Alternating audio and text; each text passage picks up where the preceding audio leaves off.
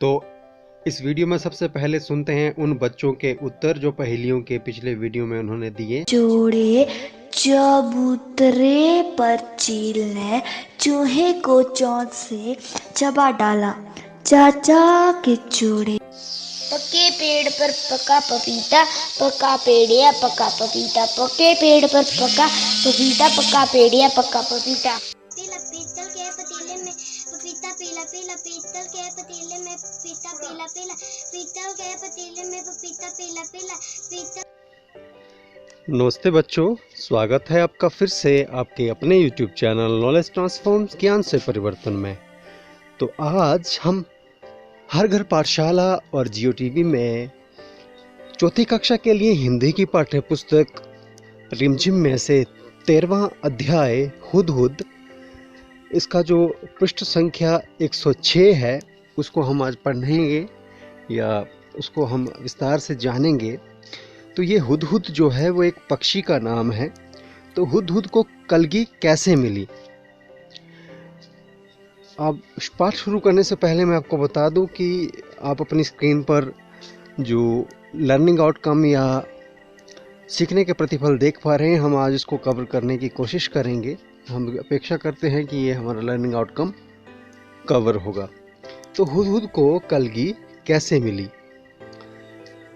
एक बार सुलेमान नाम का बादशाह आकाश में उड़ने वाले अपने उड़न खटोले पर बैठे कहीं जा रहा था। तो एक बार सुलेमान नाम के बादशाह आकाश में उड़ने वाले अपने उड़न खटोले पर बैठे कहीं जा रहे थे। बड़ी गर्मी थी। उड़न खटोले का अर्थ होता है उड़ने वाली कोई चीज। बड़ी गर्मी थी। धूप से वह परेशान हो रहे थे। आकाश में उड़ने वाले गिद्धों से उन्होंने कहा कि अपने पंखों से तुम लोग मेरे सिर पर छाया दो। तो जब उन्हें गर्मी लगी तो उन्होंने कहा कि अपने पंखों से तुम मेरे सिर पर छाया कर दो, पर गिद्धों ने ऐसा करने से मना कर दिया। उन्होंने बहाना बनाते हुए कहा, हम तो इतने इतने छोटे हैं, हम तो इतने छोटे छोटे हैं, हमारी गर्दन पर पंख भी नहीं है।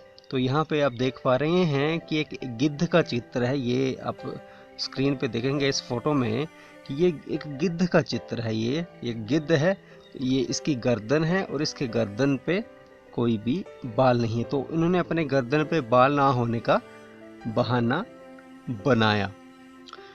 तो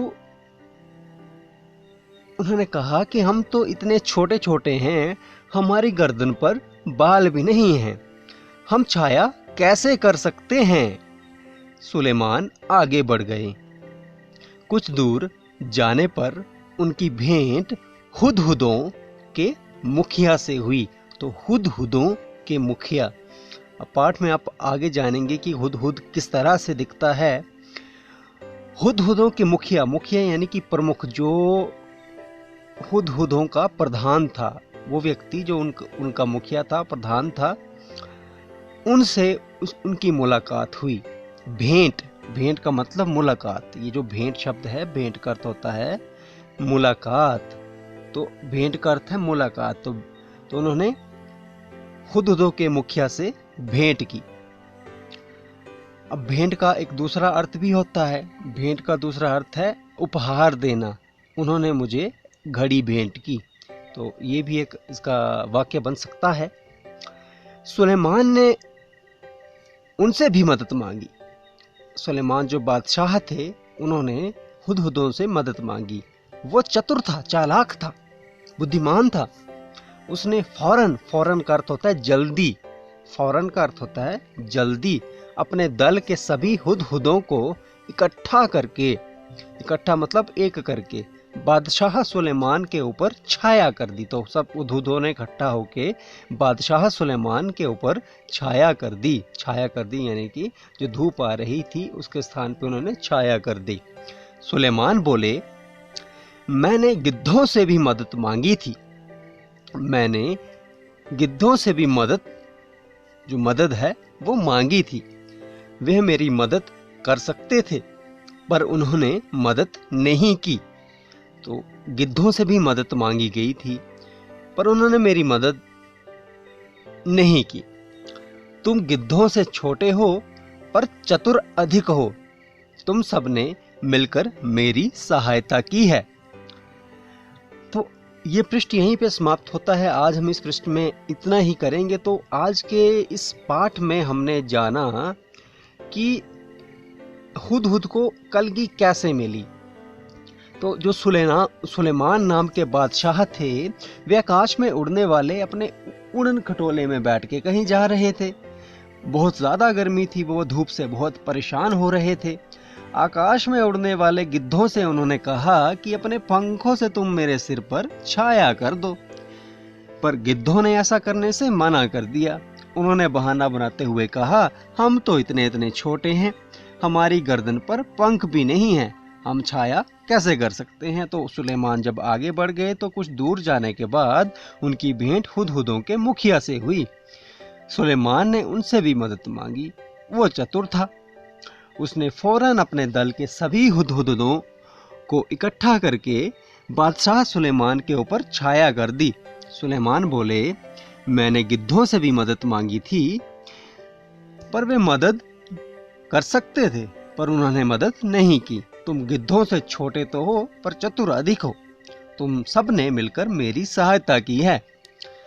तो अब ये यहीं पे समाप्त होता है जो वीडियो है। अब हम कार्यपत्र की तरफ ध्यान देते हैं। तो ये कार्यपत्र हम अपने सामने देख पा रहे हैं। तो आप इसको अपने पाठ के 106 पेज पर भी देख सकते हैं। तो बहुविकल्पीय प्रश्न में से एक सही विकल्प चुनना है। तो बादशाह का नाम क्या था? सुलेमान, हुदहुद, मुखिया या सलीम?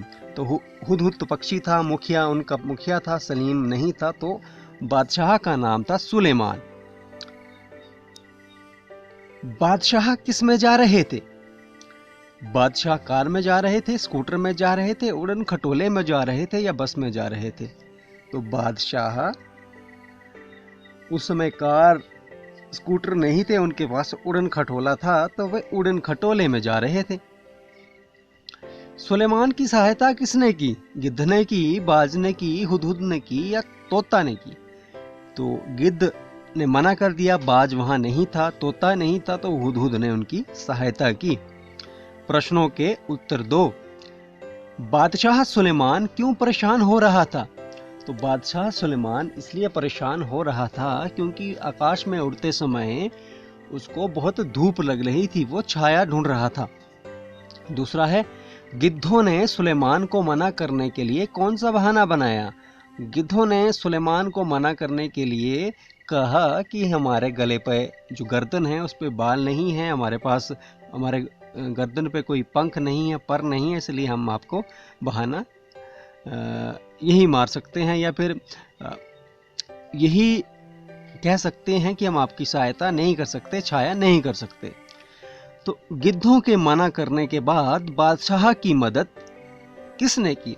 तो गिद्धों के मना करने के बाद बादशाह की मदद किसने की थी? हुदहुदों के मुखिया ने की, जो कि बहुत सलाह करने के बाद मदद करने की उन्होंने हिम्मत जुटाई।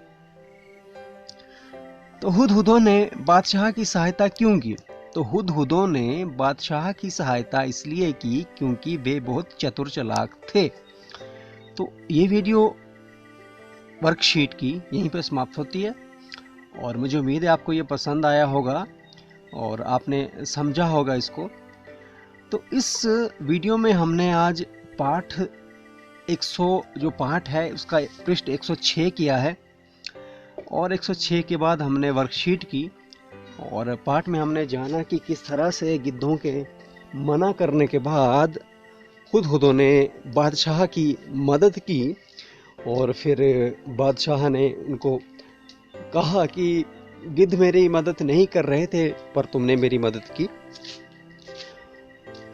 तो तुम चतुर हो। तो उसके बाद हमने वर्कशीट के क्वेश्चन आंसर किए, जो बहुविकल्पीय प्रश्न थे उस पर हमने नज़र मारी और उसके बाद हमने प्रश्नों के उत्तर दिए जाने वाले प्रश्नों को किया।